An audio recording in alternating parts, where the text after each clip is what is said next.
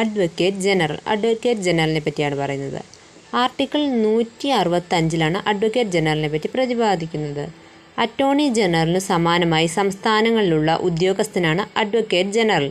സംസ്ഥാന ഗവൺമെൻറ്റിന് നിയമോപദേശം നൽകുന്നത് അഡ്വക്കേറ്റ് ജനറലാണ്. അഡ്വക്കേറ്റ് ജനറലിനെ നിയമിക്കുന്നത് ഗവർണറാണ്. അഡ്വക്കേറ്റ് ജനറലിന് ഹൈക്കോടതി ജഡ്ജിയായി നിയമിക്കപ്പെടാനുള്ള യോഗ്യത ഉണ്ടായിരിക്കണം. അഡ്വക്കേറ്റ് ജനറലിനെക്കുറിച്ച് പ്രതിപാദിക്കുന്ന ഭരണഘടനാ വകുപ്പാണ് അനുച്ഛേദം 165.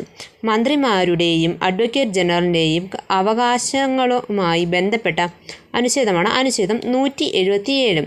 സംസ്ഥാനത്തെ ഏത് കോടതിയിലും ഹാജരാകാൻ അദ്ദേഹത്തിന് പൂർണ്ണ അവകാശമുണ്ട്. അഡ്വക്കേറ്റ് ജനറലിൻ്റെ നിയമനവും യോഗ്യതയും നോക്കാം. അദ്ദേഹം ഇന്ത്യൻ പൗരനായിരിക്കണം.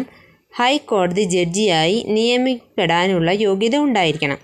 നിയമപരമായ കാര്യങ്ങൾ സംസ്ഥാന സർക്കാരിന് ഉപദേശം നൽകുന്നത് അഡ്വക്കേറ്റ് ജനറലിൻ്റെ കടമയാണ്.